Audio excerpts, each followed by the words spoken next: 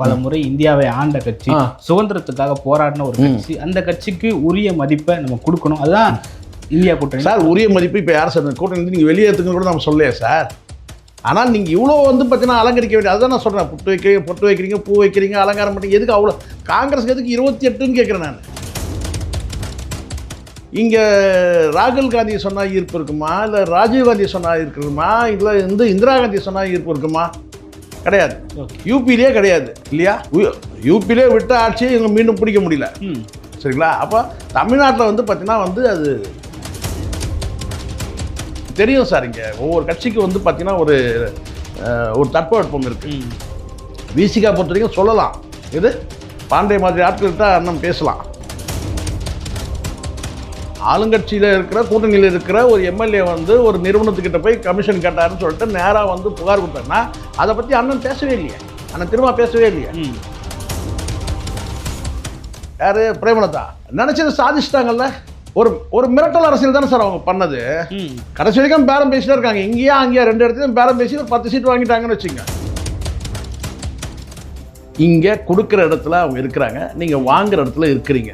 சண்டை போட்டு உங்களுக்கு வாங்கிறதுக்கு அவங்ககிட்ட அந்த கட்ஸ் இருக்குது. யார்கிட்ட? பிரேமலதா கிட்ட. நாங்கள் தனியாக கூட நின்றுக்கிறோம். இங்கே அரசியல் தலைவர்களுக்குள்ள ஒரு இறுக்கம், குழப்பம் இருக்கிறதா நான் பார்க்குறேன். சரிங்களா? இது நிச்சயமாக பின்னடையும். டிஎம்கே அலையன்ஸுக்கு இது பின்னடைவு ஆகும். அடுத்த வாரம் இவன் கூட்டணிக்கு போக மாட்டான்னு நினச்சேன். விஜயன் நான் சொல்கிறேன். திடீர்னு டாக்டர் ஐயா வராரு, சித்தி வராங்க, அந்த சின்னம்மா வராங்க. சரிங்களா? 2 சித்தியும் போகிறாங்க விஜய்கிட்ட. அப்போ இப்போ அமையாதுன்னு சொல்ல முடியுமா? அப்போ இந்த இடத்துல ஒரே கட்சி நாம் தமிழ் தான் தெளிவான பார்வையில் இருக்கு.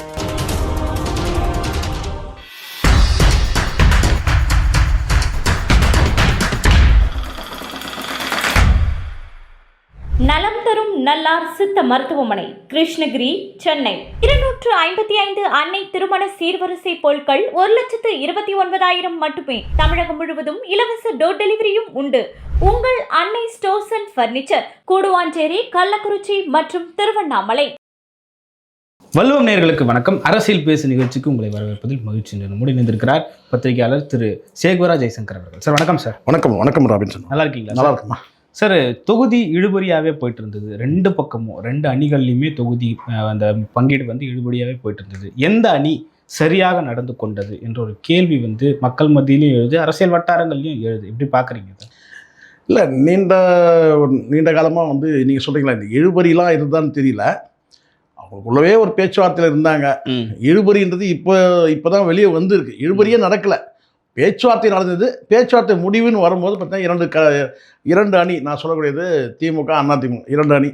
மற்ற 2 பார்த்திங்கன்னா தனித்து போட்டின்னு முடிவாயிடுச்சு. நாம் தமிழர் தனித்து போட்டி, டிவிகேவும் தனித்து போட்டின்றது இப்போ டிக்ளேர் ஆகிருக்கு. சரிங்களா? அப்போது 2 அணிகளில் எந்த அணி இப்போதைக்கு பார்த்திங்கன்னா அந்த தொகுதி பங்கீட்டில் ஒரு சுமூகமாக இணக்கமாக பிரிஞ்சு சந்தோஷமாக இருக்குதுன்னா அது அதிமுக அணி தான். திமுக அணியில் ஒரு புழுக்கம் இருக்குது. தலைவர்கள் மத்தியிலே ஒரு புழுக்கம் இருக்குது, மனவேற்றுமை இருக்குது. ஆனால் இல்லைன்ற மாதிரி மக்கள் மத்தியில் நடிக்க முயற்சி பண்ணுறாங்க. திமுக கொடுக்குற இடத்துல இருந்து வாங்குகிற இடத்துல இருக்கிற கட்சிகள் மற்ற கட்சிகள், அணியில் இருக்கக்கூடிய கூட்டணியில் இருக்கக்கூடிய கட்சிகள். ஸோ அந்த கட்சிகளுக்கும் வாங்குகிற கட்சிகளுக்கும் கொடுக்குற கட்சிக்கும் உள்ள ஒரு இறுக்கம் இருக்குது. நம்ம நல்லா பார்க்குறோம். அது அதனுடைய வெளிப்பாடாக கூட பார்த்திங்கன்னா நேரடியாக திருமாவளவன் ஒரு காணொலியே வெளியிட்டார். இப்போ கமலஹாசன் ரொம்ப அறிவாளியாக பேசுகிறார் இல்லையா, வழக்கம் போல் அவருடைய பாணியிலேயே. அதையும் நம்ம பார்க்குறோம். திமுக அணியில் ஒரு குழப்பம் இருக்குது. குழப்பம்ன்றதை தாண்டி இப்போ குழப்பம்லாம் முடிஞ்சிருச்சு, இறுக்கம் இருக்குது. இப்போ குழப்பம் தாண்டி ஒரு இறுக்கம் இருக்குது. ஓகே சார், அதிக எண்ணிக்கையில் அதிக கட்சிகளை எண்ணிக்கையாக சேர்த்ததுனால வந்த விளைவு எடுத்துக்கலாமா அப்படின்னு சொல்கிறத விட, அதிக கட்சிகளை சேர்த்ததுனால இவங்கன்னா எல்லா கட்சிகளும் கொடுத்துட்றாங்களா? நான் இப்போ மக்கள் நீதி மையத்துக்கே இப்போ சீட்டு இல்லைன்னு தான் ஆயிடுச்சு. எப்படி இருந்தாலும் அப்படி இல்லை, அதிக கட்சிகளை சேர்த்தாங்கன்றது கிடையாது. ஒரு குறிப்பிட்ட கட்சியை இவங்க விட்டுருக்கணும். இப்போது ஒரு கணக்கு இருக்குல்ல ராபின்சன், எத்தனை தொகுதி யார் யார் கொடுக்கும்போது பார்த்தீங்கன்னா அந்த மக்கள்கிட்ட இருக்கிற அந்த பிரதிநிதித்துவம் தான். நீங்கள் தனித்து போட்டினா தான் பர்சன்டேஜ் பார்க்க முடியும். இன்றைக்கி எந்த கட்சியும் தனித்து போட்டிட்ட கட்சி கிடையாது. அப்போது மக்கள்கிட்ட இருக்கிற செல்வாக்கு ஒரு வித்தியாச அடிப்படையில் தான் வழங்கப்படுது. அப்படி உத்தேச அடிப்படையில் கூட வந்து காங்கிரஸுக்கு வந்து பார்த்தீங்கன்னா வந்து அது காலாவதியான கட்சி அது. ஓகே. அதுக்கு தூக்கி போய் 28 சீட்டு கொடுத்தீங்க. இப்போது தேமுதிகன்ற ஒரு கட்சிக்கு வந்து அதில் இருக்கிற தலைவர் ஐகான் லீடர் அவர் வந்து பார்த்தீங்கன்னா வந்து விஜயகாந்த், பரவலாக பட்டி தொட்டியெல்லாம் விஜயகாந்த்னு பேரை சொன்னால் ஒரு ஈர்ப்பு இருக்குது, இன்றைக்கும் இருக்குது. பட்டி தொட்டிலாம் அதுக்கு ஒரு செல்வாக்கு இருக்குது. இங்கே ராகுல் காந்தியை சொன்னால் ஈர்ப்பு இருக்குமா, இல்லை ராஜீவ் காந்தியை சொன்னால் இருக்குமா, இல்லை வந்து இந்திரா காந்தியை சொன்னால் ஈர்ப்பு இருக்குமா? கிடையாது. ஓகே. யூபியிலே கிடையாது இல்லையா? யூபியிலே விட்ட ஆட்சியை இவங்க மீண்டும் பிடிக்க முடியல. சரிங்களா? அப்போ தமிழ்நாட்டில் வந்து பார்த்தீங்கன்னா வந்து அது அதாவது கேட்டினா வந்து அது ஒரு புலம் போல தான் இருக்குது.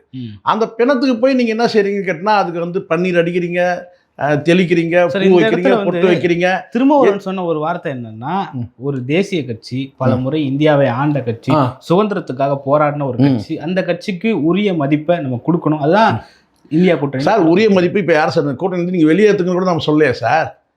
ஆனால் நீங்கள் இவ்வளோ வந்து பார்த்தீங்கன்னா அலங்கரிக்க வேண்டிய அதுதான் நான் சொல்கிறேன். பொட்டு வைக்கிறீங்க, பூ வைக்கிறீங்க, அலங்காரம் பண்ணுறீங்க. எதுக்கு அவ்வளோ? காங்கிரஸுக்கு எதுக்கு 28ன்னு கேட்குறேன் நான். இப்போ கூட அவங்களுக்கு பிரதிநிதித்துவம் என்னன்னு பாருங்கள் இல்லையா? இப்போ தேமுதிக அளவுக்கு வாக்கு சதவீத அளவுக்கு வந்து பார்த்தீங்கன்னா நம்ம பர்சன்டேஜில் நம்ம பார்க்க முடியலனா கூட ஒரு உத்தேச அடிப்படையில் கூட தேமுதிக அளவுக்கு வந்து வலுவான கட்சியாக காங்கிரஸு சொல்லுங்கள். விஜயகாந்த் சொன்னால் ஈர்ப்பு இருக்குது, யாரை சொன்னால் அங்கே ஈர்ப்பு இருக்கும் காங்கிரஸில் சொல்லுங்கள், நீங்களே சொல்லுங்கள். கிடையாது. அப்போ உத்தேச அடிப்படையில் கூட நீங்கள் ஒரு யூகமாக கூட சொல்ல முடியாது. இவ்வளோ வந்து வாக்கு தெருவுக்கு ஒருத்தர் கூட கிடையாது சார். நீங்கள் வேணால் சர்வே பண்ணுங்கள். யாராவது வந்து பார்த்தீங்கன்னா நீங்கள் யாருக்கு வாக்களிப்பீங்க தனித்து போட்டிட்டான்னு சொல்லிட்டு நீங்கள் லிஸ்ட்டை ஒன்றரை கொடுத்து டிக் பண்ண சொல்லுங்கள்.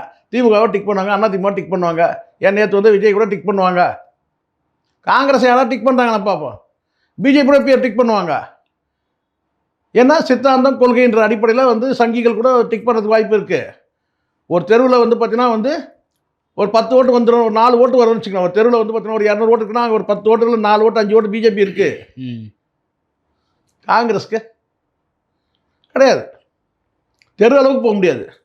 ஊர் அளவுக்கு போனால் அந்த ஊர்லேயே கூட பார்த்தீங்கன்னா வந்து ஒரு 1000 ஓட்டு இருக்குன்னா அங்கே ஒரு 50 ஓட்டு, 50 கூட சொல்ல முடியாது. சரிங்களா? அந்த அளவுக்கு இருக்குன்னா அப்போ அதுக்கேற்ற அளவுக்கு தான் நீங்கள் சீட்டு கொடுக்கணும். 28 சீட்டு கொடுக்குற அளவுக்கு என்ன சார் இருக்குது? நீங்களே சொல்லுங்கள்.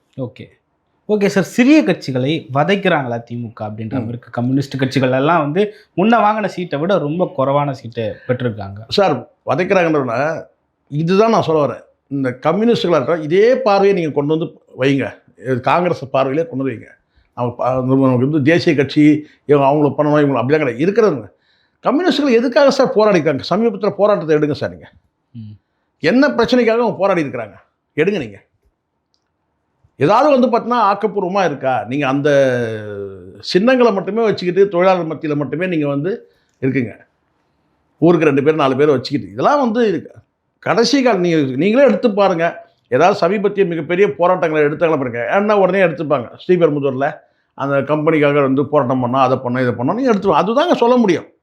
அந்த எங்கெல்லாம் லேபர் செக்டர் இருக்காங்களோ அங்கே மட்டும்தான் நீங்கள் இருக்கிறீங்க. வெகுஜன மக்கள்கிட்ட வரல. வெகுஜன மக்கள்கிட்ட நீங்கள் கூட்டம் போகிறதே நிறுத்திட்டீங்க. 4 சேர் போட்டு கத்திக்கிட்டு இருப்பாங்க கம்யூனிஸ்ட்காரன். இப்போ அந்த பொதுக்கூட்டங்கள் கூட நீங்கள் தெருமுனை கூட்டங்கள் கூட கூட்டி நீங்கள் பேசவே இல்லை. அப்போது ஆளுங்கட்சிக்கு நீங்கள் ஆதரவாக இணக்கமான்றதை தாண்டி ஆதரவாக வந்து ஐக்கியமாக போய் நீங்கள் வந்து போயிட்டீங்க. இப்போ தேர்தல் நேரத்தில் எனக்கு வந்து முக்கியத்துவம் தான் எப்படிமா இதே வந்து தேமுதிக வந்து சீட்டு 10 சீட்டு கொடுக்குறாங்கன்னா அந்த அம்மா வந்து ஒரு விதமான ஒரு நெருடலை ஏற்படுத்தினாங்க. நாங்கள் தனித்து நின்னா கூட வந்து உங்களுடைய வாக்குகளை பிரிப்போன்ற மாதிரி ஒரு நெருடல் வந்து அது அதிமுக ஏற்படுத்தினாங்க, திமுக ஏற்படுத்தினாங்க. அதிமுக வந்து அடைக்கல, திமுக கூப்பிட்டு கொடுத்துட்டாங்க. ஏன்னா அப்படி இருந்தது. சில விமர்சனங்கள் தொடர்ச்சி வந்து பார்த்திங்கன்னா அவங்க வச்சுக்கிட்டே வந்தாங்க ஆட்சி மேலே. விமர்சனங்கள் வச்சவங்களுக்கு 10 சீட்டு கொடுத்துட்டீங்க. உங்களுக்கு நீங்கள் என்னெல்லாம் எந்தெந்த விஷயத்தெல்லாம் உங்களுக்கு சப்போர்ட்டாக இருந்தாங்களோ அது வேங்கை வயல் விஷயமா இருக்கட்டும், நாங்குநேரி விஷயமா இருக்கட்டும், வந்து உங்களுக்கு வந்து ஒரு என்ன சொன்ன கேட்டா ஒரு என்ன எதிர்க்கிற மாதிரி ஆதரிக்கிற மாதிரி எதிர்க்கிறது இப்படி தான் பண்ணாங்க. நமக்கு தெரியும் சார். இங்கே ஒவ்வொரு கட்சிக்கு வந்து பார்த்திங்கன்னா ஒரு தட்பவெப்பம் இருக்குது. விசிகா பொறுத்த வரைக்கும் சொல்லலாம், இது பாண்டிய மாதிரி ஆட்கள்கிட்ட அண்ணன் பேசலாம், புரியுங்களா சொல்கிறது. ஆனால் வந்து எப்படி இருந்தாலும் வந்து அந்த அந்த அரசியல் கட்சிக்குன்னு உள்ள ஒரு இது இருக்கு இல்லையா, ஒரு ஸ்பீடு, ஒரு ஸ்பார்க், அப்படி செயல்படவே இல்லை. சிறுத்தைனா சீர்னல்ல சார். விசிகா கூட அப்படி செயல்பட இல்லை. அப்போ வந்து இந்த வேங்கை விஷயத்தில் வந்து நாங்குநேரி விஷயத்தெல்லாம் வந்து சர்க்கஸ் சிறுத்தையாக தான் செயல்பட்டாங்க. சிறுத்தையாக செயல்பட்டாங்க சார். சர்க்கஸ் சிறுத்தை எப்படி செயல்படும்? அந்த மாதிரி தான் இவங்க செயல்பட்டாங்க. ம். இருக்கிறத பேசணும் சார். இதெல்லாம் வந்து கேட்டால் கோவம் மட்டும் வருது இல்லை, அண்ணனுக்கு வந்து கோவம் வரும். அவ்வளோலாம் கோவப்பட வேண்டிய அவசியமே இல்லை. சமீபத்தில் பார்த்தீங்கன்னா ஒரு அந்த எஸ்எஸ் பாலாஜின்னு ஒரு எம்எல்ஏ, ம். அவர் வந்து ஏர்கிராஃப்ட் ஏதோ இந்த ட்ரைனிங் இல்லை, அதாவது இந்த டூர் போகிறவங்களுக்கு வந்து ஏதோ வந்து எக்ஸிபிஷன் மாதிரி சுற்றி காட்டுறாங்களாம் ஹெலிகாப்டரில். ம். அந்த நிறுவனத்தில் போய் வந்து பார்த்தீங்கன்னா அவர் வந்து ஏதோ வந்து கட்டிங் கேட்டு கமிஷன் கேட்டு ஆமா. அவங்க வந்து நேராக வந்து அப்பாவுக்கிட்ட வந்து புகார் கொடுத்தாங்க. இதுதான் இங்கே ஹைலைட்டான விஷயம். யார்கிட்ட புகார் கொடுத்தாங்க? அப்பாவும். அப்பாவுக்கிட்ட வந்து புகார் கொடுத்தாங்க. எப்படி சார் காவல் நிலையத்தில் புகார் கொடுப்பாங்க இல்லையா? ஒரு சட்டமன்ற உறுப்பினருடைய அத்துமீறலை கொண்டு வந்து டைரெக்டாக வந்து அப்பாவையே பார்த்து ஒரு புகார் கொடுத்தாங்க. ஏதாவது ஒரு பதில், ஏதாவது ஒரு மறுப்பு அண்ணங்கிட்ட இருந்து வந்துதா? இல்ல. வரல. பாண்டே கேட்டானா? அதை பாண்டே கேட்டானா? கேட்கல. இப்போ அது ஆளுங்கட்சிக்கு தானே நெருக்கடி. ஆளுங்கட்சியில் இருக்கிற கூட்டணியில் இருக்கிற ஒரு எம்எல்ஏ வந்து ஒரு நிறுவனத்துக்கிட்ட போய் கமிஷன் கேட்டாருன்னு சொல்லிட்டு நேராக வந்து புகார் கொடுத்தாங்கன்னா அதை பற்றி அண்ணன் பேசவே இல்லையே, அண்ணன் திரும்ப பேசவே இல்லையே, ம். நேர்காணல் பண்ண அந்த பாண்டே கூட கேட்கவே இல்லையே. அண்ணனுக்கு பல விஷயத்தில் ஆதரவாக தான் கேள்வி கேட்டாப்புல பாண்டே. ஒரு பத்திரிகையாளர்னா நேரடியாக இருக்கணும் சார். தப்புனா தப்புன்னு சொல்லணும் சார், அவ்வளோதான் சார். இதில் என்ன சார் இருக்குது? வன்மம் தான் சார் இருக்கக்கூடாது, வன்மம் தான் இருக்கக்கூடாது. அப்போ நீங்கள் வந்து எவ்வளோ பலவீனமாக இருக்கிறீங்கன்னு பாருங்கள். இப்போ ஆளுங்கட்சி உங்களை எப்படி மதிக்கும்? உங்கள் சட்டமன்ற உறுப்பினர்கள் வந்து பார்த்தீங்கன்னா அங்கே வந்து பல விஷயத்துக்கு வந்து நீங்கள் பெண்ட் பண்ணி போகிறீங்க. தலைவர் நீங்களே பெண்ட் பண்ணி போகிறீங்க. உங்களோட உறுப்பினர்கள் வந்து பார்த்தீங்கன்னா பல இடங்களில் இந்த மாதிரி பண்ணும். அப்போ என்ன ஆகும்? பலவீனம் தானே இது. ம். இந்த விஷயத்தில் வந்து அதுதான் இவங்களுக்கு வந்து சீட்டு எண்ணிக்கை குறையறதுக்கான காரணம் கூட நான் சொல்லுவேன். ஏன்னா நீங்கள் பலவீனப்படுத்துகிறீங்க. அந்த அம்மா அப்படி கிடையாது. யார்? பிரேமலதா நினச்சதை சாதிச்சிட்டாங்கல்ல. ஒரு ஒரு மிரட்டல் அரசியல் தானே சார் அவங்க பண்ணது. ம். கடைசி வரைக்கும் பேரம் பேசிட்டு இருக்காங்க. இங்கேயா அங்கேயா 2 இடத்துலையும் பேரம் பேசி ஒரு 10 சீட் வாங்கிட்டாங்கன்னு வச்சுங்க. காங்கிரஸ் கூட அப்படிதான் பேசணும். அதுதான் நான் சொல்கிறேன். நீங்கள் அந்த இடத்துல இல்லையே. ம். நீங்கள் வந்து கிட்டத்தட்ட வந்து ஒரு கிளைக்கழகம் மாதிரி செயல்பட்டீங்க சார். திமுகவோட கிளை ஒரு கிளைக்கழகமாக உண்மையா இல்லையா சொல்லுங்க. கடந்த 5 ஆண்டு காலத்தில் நீங்கள் என்ன உங்களுடைய நடவடிக்கை? திருமாவளவன் அவர்கள் தெளிவான ஸ்டேட்மெண்ட் கொடுக்குறாரு சார். எலக்ட்ரோரல் பாலிடிக்ஸ்ல கூட்டணி தர்மம்ன்றது மிக முக்கியமானது. சரி கூட்டணிக்கு எந்த பாதிப்பும் ஏற்படாத அளவுக்கு நம்முடைய சார், அப்போ விட்டுருங்க சார். இன்னொரு 4 சீட்டு கூட நீங்கள் கொடுங்க சார் டிஎம்கேக்கு. என்ன பேச்சு இது? சும்மா உங்கள் நாக்கு வளையுதுன்றதுனால இப்படி வேணால் பேசக்கூடாது. நீங்கள் இன்னும் கூட ஒரு 4 சீட்டு விட்டு கொடுங்க. இன்னொரு கட்சி கூட்டணி கொண்டு வருவாங்க இல்லையா? ம். ஏன் 8 சீட்டு கேட்குறீங்க? 4 சீட்டு வாங்கிக்கிங்க சார். Electoral politics sir. நீங்கள் 4 சீட்டு வாங்கிக்கோங்க. இன்னொரு 4 சீட்டு வந்து இருந்ததுன்னா அவங்க வந்து இன்னொரு கட்சியோட கூட்டணி கொண்டு வருவாங்க. ம். உங்களுடைய அரசியல் கட்சி உங்களுடைய அரசியல் கடமை என்ன சார்? அது கரெக்டாக உங்கள் அரசியல் கட்சிக்குன்னு ஒரு கடமைகள் இருக்குல்ல, ஒரு உணர்வுகளுக்கு தொண்டர்களுக்கு ஒரு உணர்வுகள் இருக்குல்ல. ம். அப்போ நீங்கள் வந்து இங்கே முதல்ல வாக்காளர்கள் தனி, நல்லா புரிஞ்சுங்க தம்பி. வாக்காளர் தனி, தொண்டர்கள் தனி. முதல்ல அது புரிஞ்சுக்கணும். இங்கே குழப்பிக்கூடாது. குறிப்பிட்ட ஒரு கட்சி மீதான அந்த அபரிதமான ஒரு ஆதரவோடு வாக்களிக்கிறது வேறு, அந்த வாக்காளர்கள் வேறு, தொண்டர்கள் வேறு. தொண்டர்கள்னால் நீங்கள் என்ன சொல்கிறீங்களோ அதை கேட்டு செயல்படக்கூடியவங்க தான் தொண்டர்கள் கட்சியில். அங்கே தொண்டர்கள்லாம் பெரிய மதிப்பெலாம் இருக்காது. இந்த கட்சிகள்லாம் தலைவர் என்ன சொல்கிறாரோ அதை செய்யணும், அவ்வளோதான். அந்த கட்சியில் தலைவர்கள் சர்வாதிகாரியாக இருப்பாங்க. விசிகாவில் சர்வாதிகாரி யாருன்னா அது அண்ணன் திருமா தான். திமுகவில் சர்வாதிகாரி யாருன்னா அது வந்து முக ஸ்டாலின் தான். நாம் தமிழர் சர்வாதிகாரி யாருன்னா அது சீமான் தான். அந்த சர்வாதிகாரிகளே வந்து பார்த்தீங்கன்னா வந்து டிஃப்ரென்ஸ் இருக்குது. அதான் சீமான் சொன்னார் பாருங்க, அன்பான சர்வாதிகாரம். அந்த சர்வாதிகாரத்தில் டிஃப்ரென்ஸ் இருக்குது அப்படின்னு சொல்கிறது. அதனால் ஒரு கட்சி தொண்டர்கள்கிட்ட வந்து நீங்கள் வந்து சமாதானப்படுத்தி காம்ப்ரமைஸ் பண்ணுறதுக்காக இந்த வார்த்தையெல்லாம் விடலாம். என்னன்னு கேட்டிங்கன்னா எலக்ட்ரல் பாலிடிக்ஸ், சோஷியல் இன்ஜினியரிங், இந்த மாதிரியான சில வார்த்தைகள்லாம் சொல்லி சரி உண்மையாக இல்லையா? இந்த வார்த்தைகள்லாம் அவனுக்கு என்ன புரியும்? இது சாதாரண தொண்டர்களுக்கு அண்ணன் ஏதோ சொல்கிறாருங்க ஆங்கிலத்தில், இது சோஷியல் இன்ஜினியரிங் சொல்கிறாரு, எலக்ட்ரல் பாலிடிக்ஸ்ன்னு சொல்கிறாரு. என்ன தேர்தல் அரசியல், அதை தமிழில் சொல்லிட்டே போங்களேன். என்ன சார் அது வந்து இப்படிலாம் சொன்னோன்னா அவனை சமாதானப்படுத்துறதுக்காக முயற்சி பண்ணுறது. ஆனால் ஒரு விஷயம் நல்லா புரிஞ்சுக்கணும். இங்கே கொடுக்குற இடத்துல அவங்க இருக்கிறாங்க, நீங்கள் வாங்குகிற இடத்துல இருக்கிறீங்க. சண்டை போட்டு உங்களுக்கு வந்து வாங்கிறதுக்கு அவங்கக்கிட்ட அந்த கட்ஸ் இருக்குது. யார்கிட்ட? பிரேமலதா கிட்ட. நாங்கள் தனியாக கூட நின்றுக்கிறோம். 234 தொகுதியில் கேண்டிடேட் போட்டு நான் நிற்கிறேன்ற அந்த தெளிவான அதில் நீங்கள் அந்த தெளிவு உங்கள்கிட்ட இல்லை. ஓகே சார், 10 தொகுதிகள் வாங்கியும் நாங்களும் விட்டு கொடுத்துருக்கோம்னு சொல்லி. ஆமாம், அவங்க அவங்க சொல்லக்கூடிய சாமர்த்தியமான அந்த பேச்சை நான் பார்த்தேன். உண்மையிலேயே நான் கூட பார்த்தேன், வேந்தேன் உண்மையிலேயே. பிரேமலதா வந்து நல்ல தேர்ந்த அரசியல்வாதி ஆயிட்டாங்க.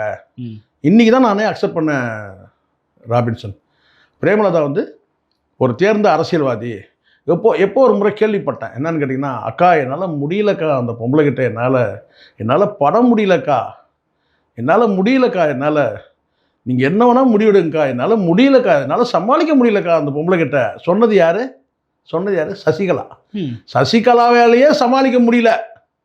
நல்லா புரிஞ்சுங்க, சசிகலாவாலேயே.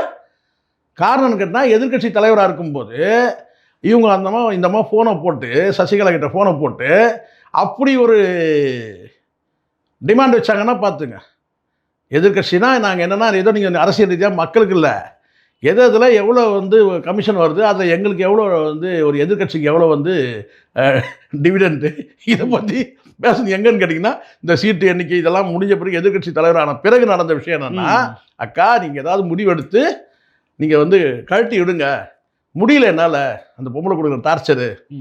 அப்போ அந்த பிரேமலதா வந்து அப்போ தான் நினச்சா, ஓ பரவாயில்ல, பிரேமலதா வந்து அவ்வளோ சசிகலாவுக்கே டஃப் கொடுக்குற அளவுக்கு இருக்கிறாங்க. அதனால தான் அதுக்கப்புறம் தான் மோதல் உருவானது. சரிங்களா? இன்றைக்கி தான் நான் பார்த்தவங்களே ஒரு கேள்வி கேட்கும்போது சூப்பராக சொன்னாங்க பாருங்கள் ஒரு வார்த்தை, என்னென்னா, நாங்கள் கூட விட்டு கொடுத்துருக்குறோம். நாங்கள் கூட விட்டு கொடுத்துருக்குறோம். என்ன அப்படின்னா, அப்போ இந்த எத்தனை தொகுதி கேட்டோன்றது அவங்க சொல்ல, 15 தொகுதி கேட்டோம். அவங்க வந்து முடியாதுன்னு சொல்லும்போது நாங்களும் விட்டு கொடுத்து வந்தோம் அப்படின்னு ஒன்று இருக்குது. ஸோ இங்கே இருக்கிற கட்சிகள் நீங்கள் பம்முறதை பாருங்கள் தம்பி. அவங்க சொல்கிறதா கூட எடுத்துங்க, நாங்கள் விட்டு கொடுத்து வந்தோம். இவர் வந்து பார்த்திங்கன்னா, நாங்கள் 10 கேட்டோம், 12 கேட்டோம், ஆனால் 8க்கு வந்து 8 ஓம்னு சொன்னதுனால நாங்கள் வந்து விட்டுட்டோம். இதுக்கு மேலே வந்து எங்களால் கொட்டு வாங்க முடியாது அப்படி சொல்லி 8ஓட இவங்க முடிச்சிட்டாங்க. கமலஹாசன் வந்து பம்மறதை பார்க்குறோம். இதில் என்னன்னு கேட்டால், இவங்க 2 பேர் தான் ஓரளவுக்கு புரிஞ்சிக்க முடியுது. ஆனால் கமலஹாசன் வந்து இன்றைக்கி இருக்க இவர் என்ன கேட்டார், அவங்க என்ன தரேன்னு சொன்னாங்க, நீங்கள் அறிக்கையில் வரதை வச்சு நம்ம சொல்கிறோம் 2 சீட்டு கொடுக்குறோன்னாங்க. அது வந்து சூரியன் சின்னத்தில் போட்டிடுறோம்னு சொன்னாங்க. அதனால் நீங்கள் வந்து பார்த்தீங்கன்னா, நான் வந்து வேண்டான்னு சொல்லிட்டோம். அது சொல்கிறாரா தெளிவா? அதுவும் சொல்ல. தியாகம் பண்ணோங்கிறாரு. வழக்கம் போல் அவர் லாங்குவேஜில் பேசுகிறாரு. பக்கத்தில் இருக்கிறவங்களாம் வந்து பார்த்தீங்கன்னா, ஏதோ வந்து பார்த்தீங்கன்னா திருத்தன்னு முடிக்கிறானுங்க. பக்கத்தில் இருக்கவங்க ஆளை பாருங்கள். கமல் பேட்டி கொடுக்கும்போது, சரி ஆர்எஸ் பாரதி வராரு வந்து பேசுகிறாரு, அவராது ஏதாவது தெளிவாக சொல்லிட போகிறாரு நம்ம எதிர்பார்த்தோம். சூப்பர். ஏன்னா அண்ணன் வந்து எப்பவுமே பரபரப்பாக பேசக்கூடியவர். அப்போது ஏதாவது சொல்லிடுவார், உண்மையை சொல்லிடுவார். இந்த பாருங்க, நாங்கள் இவருக்கு 2 சீட்டு கொடுத்தோங்க, ரெண்டுமே வந்து சின்னத்தில் வந்து உதயசூரியன் சின்னத்தை போட்டிடணும் சொன்னேங்க. இவர் டார்ச் லைட்டை தான் நான் போட்டிடணும் அடம் பிடிச்சாருங்க. அதுக்கப்புறம் நான் சொல்கிறேன், அவரே எனக்கு வேணான்னு சொல்லிட்டாருங்க. அப்படின்னாவது சொல்கிறாரா? அதுவும் சொல்லவே இல்லை. ஆர்எஸ் பாரதியும் தெளிவுபடுத்தவே இல்லை.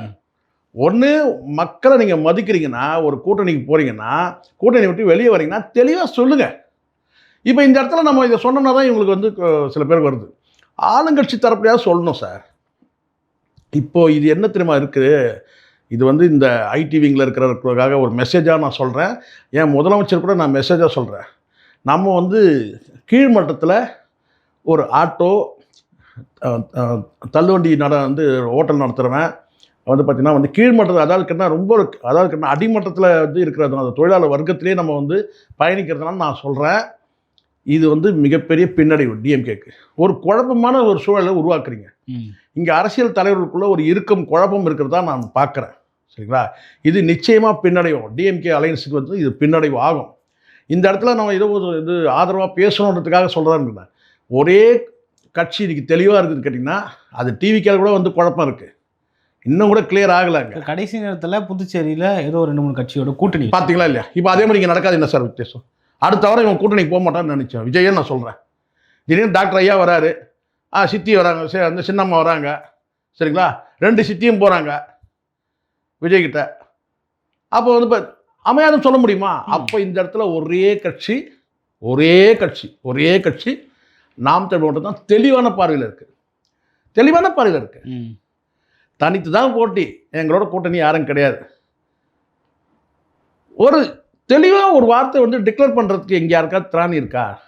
ஒரு குழப்பத்திலேயே தான் இருக்கிறாங்க இவன். நான் டிவிக்கேலேயும் ஒரு குழப்பம் இருக்குது. ஆனால் இந்த விஷயத்தில் வந்து பார்த்தீங்கன்னா, அந்த சீட்டு பங்கீடு விஷயத்தில் வந்து அங்கே நிறைய போகிறாங்க ஏடிஎம்கேல. உண்மையா இல்லையா சார்? 11 சீட்டு. இப்போ எல்லாரும் என்ன பேச ஆரம்பிச்சிட்டாங்க தெரியுங்களா? இந்த ட்ரெண்ட் எப்படி மாறுது பாருங்கள். இதுக்கு முன்னாடி என்ன சொன்னாங்கன்னா, ராஜதந்திரி, சாணக்கியர், அரசியல் சாணக்கியர் எல்லாம் யாரும் சொன்னோமா? அதனால தான் நான் சொல்லுவேன், இங்கே ஒரு வாரத்தில் ஒரு நாளைக்கு ஒரு முறை அரசியல் இங்கே நிலவரம் மாறும். இனிமேல் டேட்டு நெருங்கிச்சு இல்லையா? நேற்று வரைக்கும் அப்படி சொல்லிட்டு இருந்தாங்க, சாணக்கியர், ராஜதந்திரி, இது எத்தனை கட்சிகளை இழுத்து போட்டார் பார்த்தீங்களா அப்படின்லாம் நம்ம சொன்னோம். இப்போ என்ன அது கேட்டிங்கன்னா, அந்த ட்ரெண்டு கூட்டணிக்கு போகிறதுக்கே ஆள் இல்லைங்க இங்கே அப்படின்னு சொன்னது இப்போ என்னாச்சு கேட்டிங்கன்னா, டிடிவி தூக்கத்தை வந்து அலறி அடிச்சு எழுந்து உட்காந்துட்டார். என்னன்னு கேட்டிங்கன்னா, 11 சீட்டா எனக்கா? என்ன ஏன் நடக்குது இங்கே? ஏன்னா அவர் கேட்டதே 5 தான் கேட்டிருப்பாருன்னு வச்சுங்களேன். 11 சீட்டு வாரி வழங்கிட்டாங்க. இவர் 17 தான் சொன்னாங்க. ஒன்று கூடுதலாக வச்சுக்க, இது 18 வச்சுக்க, பாட்டாளி மக்கள் கட்சி. இப்படி அங்கே இருக்கிற கட்சிகள் வந்து பார்த்தீங்கன்னா மனநிறைவோட இறுக்கம் அதிகமாக இருக்குது. இங்கே வந்து பார்த்தீங்கன்னா மிகப்பெரிய மனப்புழுக்கத்தில் இருக்காங்க. எல்லா பாஜக மட்டும் ஏதோ ஒரு இறுக்கத்தில் இருக்க மாதிரி தெரியுது. இல்லை சார், எனக்கு நீங்கள் சொல்கிறீங்கள அவங்க வந்து ஏற்றுக்கிட்டாங்க. நீங்கள் பாருங்கள், 27 சீட்டு இருந்தலாம் அவங்களுக்கு தெரியும் சார். 60 சீட்டு கேட்டாங்க. இல்லை, அவங்க 60 கூட கேட்டுருக்கேன் சார். அவங்க 27 இருக்கட்டும், 17 கூட இருக்கட்டும், ஏன் 7 கூட இருக்கட்டும், ஆட்சியே நம்ம ஆட்சி தானே சார். என்ன நீங்கள் புரிஞ்சிக்காமல் இருக்கீங்க? அதனால் அவங்க என்னப்பா எனக்கு 27 தானா, அவ்வளோதானே, பரவாயில்ல விடு பார்த்துக்குறோம். ஆட்சி நம்ம நான் தான் ஏற்கனவே சொல்லிட்டேன், 10 எம்எல்ஏ வந்தால் போதும் அவங்களுக்கு. ஆட்சி அவங்களுக்கு தான். நீங்கள் என்னென்ன விளையாட்டு நடக்க போகுது, முழு அரசியல் பண்ண போகிறதே பிஜேபி தான் பண்ண போகுது. இந்த தேர்தல் பாருங்கள், நீங்கள் ஒன்றா நடக்குதா இல்லையான்னு பாருங்கள். முழு அரசியல் பண்ண போகிறதே இந்த ரிசல்ட் வந்த பிறகு இந்த எண்ணிக்கைகளை வச்சுக்கிட்டு அதான் நடக்க போகுது. இந்த இடத்துல வந்து காங்கிரஸுக்கு வந்து ஒரு 10 சீட்டை குறைச்சிருக்கலாம், இல்லை காங்கிரஸை தூக்கி தூரம் போட்டிருந்தீங்கன்னு வச்சுங்க, அவன் டிவிகே கிட்டே போய் கூட்டணி வச்சிருந்தால் வைக்கிறதுக்கு வாய்ப்பே கிடையாது. வச்சிருந்தால் கூட வந்து பார்த்தீங்கன்னா பிஜேபியோட ஒரு பார்வை வந்து பார்த்தீங்கன்னா ஒரு என்ன சொன்ன ஒரு ஒரு ஒரு ஒரு கொடூர பார்வையில் காங்கிரஸை சேர்க்கறதுனால தானே அவங்க வந்து பார்த்தீங்கன்னா வந்து நேர் எதிர் போட்டியாக பெரிய அளவில் நினைப்பாங்க. இப்போ நீங்கள் வந்து இந்த சைடில் நீங்கள் காங்கிரஸ் தூக்கி நீங்கள் வெளியே போட்டிங்கன்னு வச்சு கணக்கு மாறி இருக்கும். இங்கே இது அரசியல் கணக்கு மாறி இருக்கும். காங்கிரஸை நீங்கள் விடக்கூடாதுன்னு பிடிச்சி வச்சு, காங்கிரஸை நீங்கள் வந்து தூக்கி போட்டு இருக்கிற இந்த 27 சீட்டை இன்னும் 2 கட்சியை நீங்கள் கூட்டணி கொண்டு வந்துருக்கலாம். இருக்கிற கட்சிகளாம் நிறைவாக கொடுத்து கண்டெஸ்ட்டை வந்து பார்த்தீங்கன்னா ஸ்ட்ராங் ஆக்கியிருக்கலாம். நீங்கள் காங்கிரஸ் சேர்த்ததுனால ஒரு புண்ணியமும் கிடையாது. காங்கிரஸ் சேர்த்ததுனால தான் பிஜேபியோட வந்து பார்த்தா அந்த உக்கிர பார்வை வந்து கொஞ்சம் குறைஞ்சிருக்கும். இப்போ நீங்கள் காங்கிரஸை சேர்க்கும் போது பார்த்தீங்கன்னா பிஜேபியோட உக்கிர பார்வை தான் உங்களுக்கு இருக்குது. ஓகே இல்லையா? அது வந்து செஞ்சுருக்கலாம், இல்லை எண்ணிக்கையில் குறைச்சிருக்கலாம். ஒரு 10 சீட்டை குறைச்சி இவங்களுக்கெல்லாம் கொடுத்துருந்தா கூட பரவாயில்ல. அப்போ நீங்கள் சொன்ன மாதிரி ஏன் வந்து சின்னத்தில் போட்டின்னு சொல்கிறாங்க, ஏன் வந்து சீட்டு எண்ணிக்கை குறைக்கிறாங்கன்னு சொன்னால் நீங்கள் சொல்லக்கூடிய ஒரு விஷயம் அது சந்தேகமாக இருக்குது. என்னென்னா இவங்க மற்ற கட்சிகளை வளராமல் தடுக்கிறாங்களோ, ஓகே வளர்ச்சி தடுக்க பார்க்குறோன்ற அந்த சந்தேகம் வரதான் செய்யுது. ஓகே, அது யாருடைய அசைன்மெண்ட்? இப்போ இவர் வந்து சொல்கிறார்ல, வேல்முருகன் சொல்கிறார்ல, பிஜேபியில் இருக்கிறவங்க சொல்கிறாங்கன்னு அது நம்ம நம்ப முடியல. பட் இருந்தாலும் அப்படி ஒரு பார்வை நம்ம வந்து வச்சு பார்க்குறது எதுக்காக இப்படி வந்து இது வந்து ஸ்ட்ராட்டஜிஸ்ட்டுக்கு பண்ணக்கூடிய குழப்பமா இது, இல்லை கட்சியே வந்து முடிவு எடுக்குதா இப்படி, இதெல்லாம் ஒரு கேள்வியாக தான் இருக்குது. இன்னும் நாளுக்கு நாள் வந்து பார்த்திங்கன்னா இங்கே வந்து இந்த கூட்டணி வந்து ஒரு இணக்கமில்லாத கூட்டணி, திமுக கூட்டணி வந்து வந்து வெற்றி கூட்டணி சொன்னாங்கல்ல, இது வெற்றி கூட்டணியாக ஆகாமல் இது வந்து பார்த்திங்கன்னா வந்து மெல்ல மெல்ல வந்து பார்த்திங்கன்னா தோல்வி கூட்டணியாக மாறுறதுக்கான வாய்ப்பும் இருக்குது. ஓகே சார், கமலஹாசன் ஒரு புதிய விஷயத்தை வந்து சொல்லியிருந்தார், தமிழ்நாட்டு மக்களுக்கு சொல்லியிருந்தாரு, தமிழ்நாட்டுக்காக சீட்டுக்களை விட்டு கொடுத்தேன் அப்படின்னு சொல்லிட்டு சொல்லியிருந்தாரு. அது மட்டும் இல்லை, கட்சி எதுக்கு ஆரம்பித்தார் கொஞ்சம் கேட்டு சொல்லிட்டு தயவு செஞ்சு. கட்சி எதுக்கு ஆரம்பித்தார்? கட்சி எதுக்கு சார் ஆரம்பித்தார்? தமிழ்நாட்டு நலனுக்கு தானே சார் கட்சியாக இருக்குது. அப்போ கட்சினா வந்து பார்த்தீங்கன்னா அது வளரணும்ல சார். சார் நம்ம ரோட்டில் கூட ஒரு ஓரமாக வந்து எங்கேயோ பிரிட்ஜு ஓரத்துலையோ இல்லை எங்கேயாவது வந்து பார்த்தீங்கன்னா அசைவு இல்லாமல் ஒரு 2 நாள் படுத்தணும், நம்ம வந்து கார்பரேஷன் லாரி தூக்கி போட்டுருவோம் சார். நம்மளை அமர ஊர்த்தி வந்துடும். ஒரு 2 நாள் நீங்கள் அசையாமல் நீங்கள் படுத்துருந்தீங்கன்னு வச்சுங்க சார் ரோட்டில், அப்புறம் அது வந்து போன் எங்கேருந்தும் போயிடும். இது 2 நாளாக ஒருத்தன் அப்படி பார்த்தீங்கன்னா அசையாமல் படுத்துகிட்டே இருக்கிறாங்க, பணம் ஆகிட்டேன்னு சொல்லிட்டு உடனே நேரம் மார்ச்சரி வேன் வந்து நம்மளை கொண்டு போய் சாவு கடையில் போட்டுருவாங்க கொண்டு போய். உண்மை இது. அரசியல் கட்சினா நீங்கள் வந்து மக்களுக்கு நன்மை செய்யணும். அந்த அரசியல் கட்சி நீங்கள் என்ன தான் பண்ணுவீங்க நான் கேட்குறேன். அரசியல் கட்சி தொடங்கிட்டு வந்து பிக் பாஸில் வந்து பாவாடை கட்டின்னு போய் நின்னீங்க. நேரடியாக கமலஹாசன் இது கேட்போம். அரசியல் கட்சின்னு வந்துட்டு பிறகு நீங்கள் வந்து உங்களோட செயல்பாடு என்ன? இதெல்லாம் எப்படி நம்ம எடுத்துக்க முடியும் ராபின்சன்? நல்லா யோசிச்சு பாருங்களேன். இவங்க பேசுகிறதெல்லாம் எடுத்தாக்கா இதுதான் நான் இங்கே சொல்கிறேன். இங்கே வெறும் நம்ம தொகுதி பங்கீடு இதை மட்டும் பேசிட்டு இருக்கிறோம். தொகை பங்கீடு எவ்வளோ? தொகை பங்கீடு எவ்வளோ சார்? யாராவது அதை பற்றி பேசுகிறாங்களா? தொகை வாங்குகிற கட்சி தானே எல்லாமே. கடந்த காலத்தில் எல்லாருக்கும் உண்மை தானே. அது நாகரிகமாக சொல்லலாம். தேர்தல் செலவினங்களுக்காக தொகை வாங்குறது உண்மை தானே திருமாவளவன் கூட சொல்றாரு, நட்பு சக்திகள் கிட்ட எளிய பிள்ளைகள் நாம கேட்டு பெறதுல தப்பு இல்லை சார். நீங்கள் தாராளமாக நீங்கள் கேளுங்க சார். ஆனால் அது எவ்வளோ நீங்கள் சொல்லுங்கள். கம்யூனிஸ்டுகளை கடந்த காலத்தை ஒத்துக்கிட்டாங்க சார், நாங்கள் தேர்தல் செலவினங்களுக்காக நாங்கள் வந்து பெரிய கட்சிக்கிட்ட வாங்குவோம். அப்போ இந்த இடத்துல சீட்டு எண்ணிக்கை குறைக்கும் போது அவங்க தொகையை கூட்டி கொடுத்தா நீங்கள் வாங்கிக்கலாம்ல.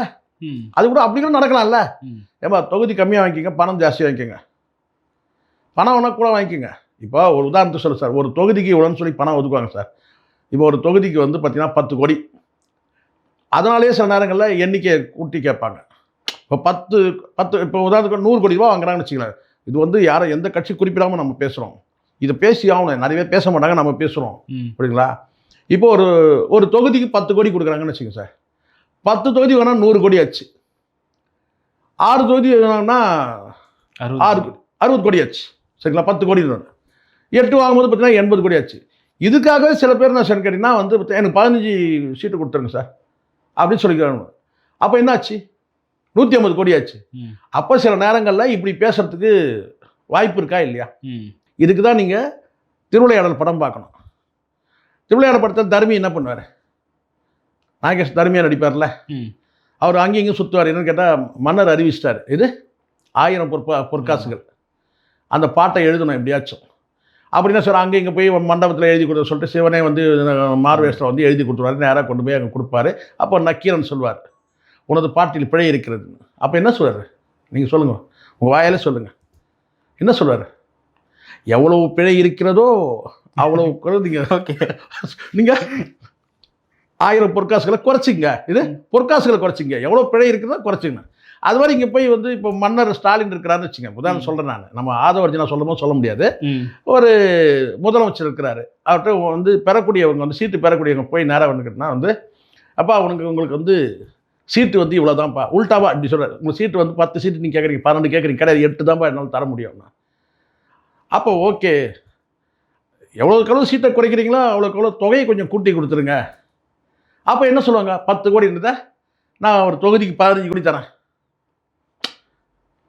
புரியுதுங்களா? இப்போ அப்படி தான் இங்கே வந்து தொகையை வாங்கிப்பாங்க. தொகுதி குறையும் போது கொஞ்சம் தொகையை மட்டும் கொஞ்சம் பார்த்து கொடுங்க.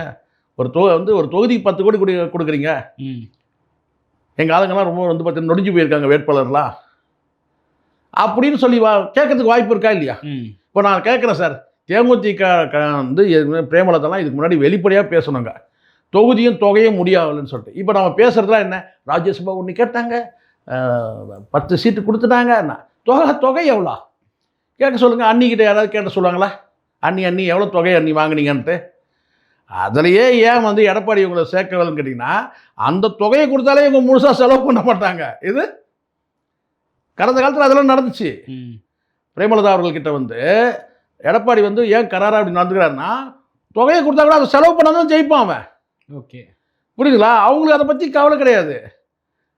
அதுதான் வந்து சில நேரங்களில் வந்து நீங்கள் இப்போ புரிஞ்சுங்க சார், ஒரு கட்சிக்கு ஒரு கூட்டணி கட்சியோட வழிகள் எவ்வளோ இருக்குன்னு புரிஞ்சுங்க.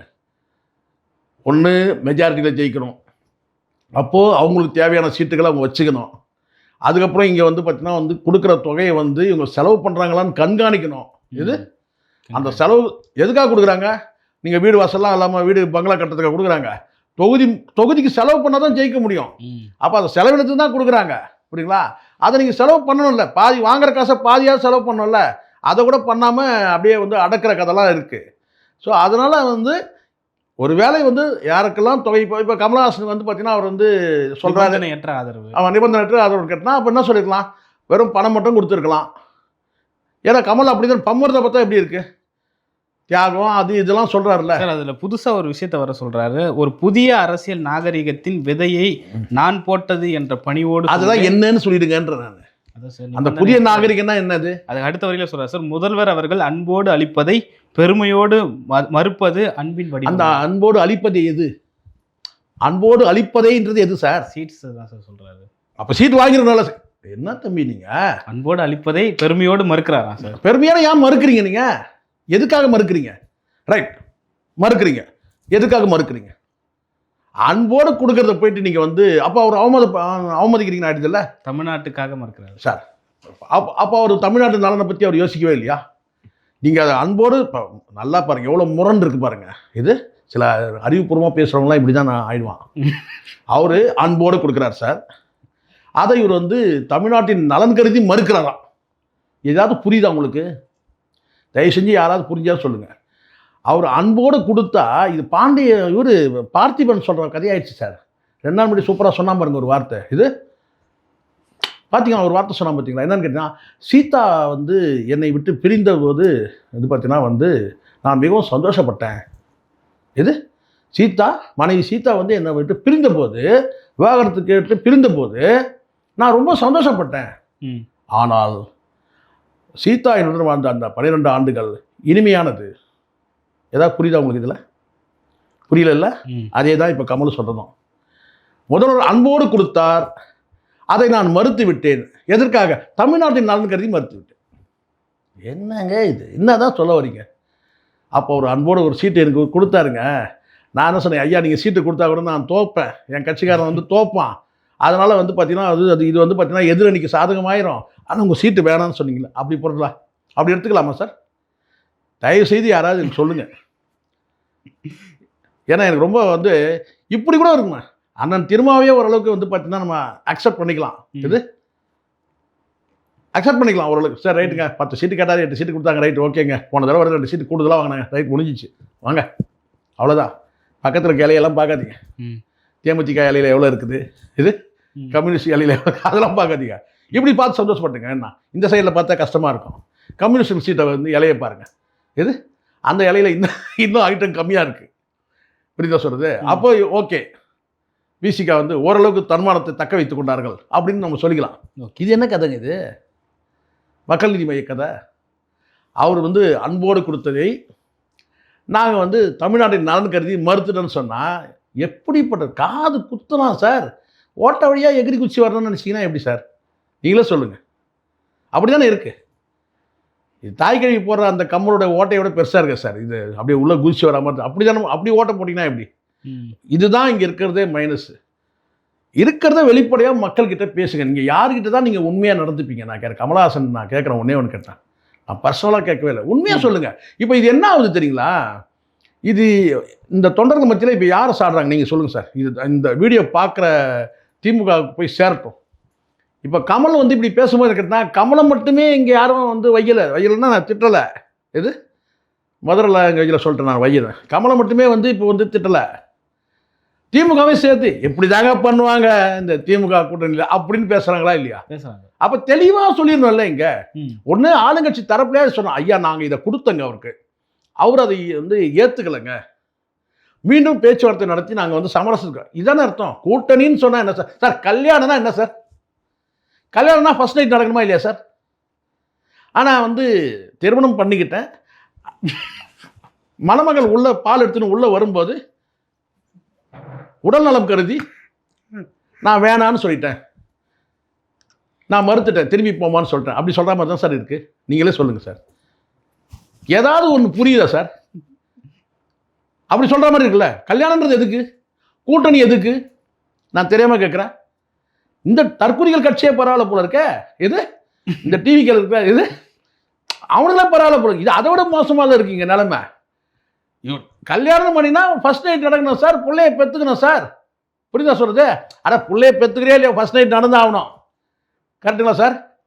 நீ பிள்ளைய பெற்றுக்கிறதுக்கு 1 மாதம் கழிச்சு பெற்றுக்க, 1 வருஷம் கழிச்சு பெற்றுக்க, என்னமோ மொத்தம் அங்கே கல்யாணம் பண்ணனா அன்றைக்கி ஃபர்ஸ்ட் நைட் நடக்கணும். அதானே உண்மை. இதெல்லாம் போய் கமலஹாசன் சொல்ல முடியும் சார்? எத்தனை நைட்டை பார்த்து விட அவர்? இது புரியுதுங்களா நான் சொல்கிறது? இது வந்து சரி கிடையாது. இது வந்து திமுகவுக்கு வந்து மிகப்பெரிய பின்னடைவு சார். கமல் ரசிகர்கள் எல்லாரும் வந்து பரவலாக பேசுகிறாங்க. பரவலாக வந்து திமுகவை வந்து கமலை வந்து ஏமாற்றிட்டாங்க, ஒரு ராஜ்யசபா கொடுத்து ஏமாற்றிட்டாங்கன்ற அளவுக்கு பேசுகிறாங்களா இல்லையா? எடுத்து கேளுங்க, சர்வே பண்ணுங்க. இது தெரியாதா?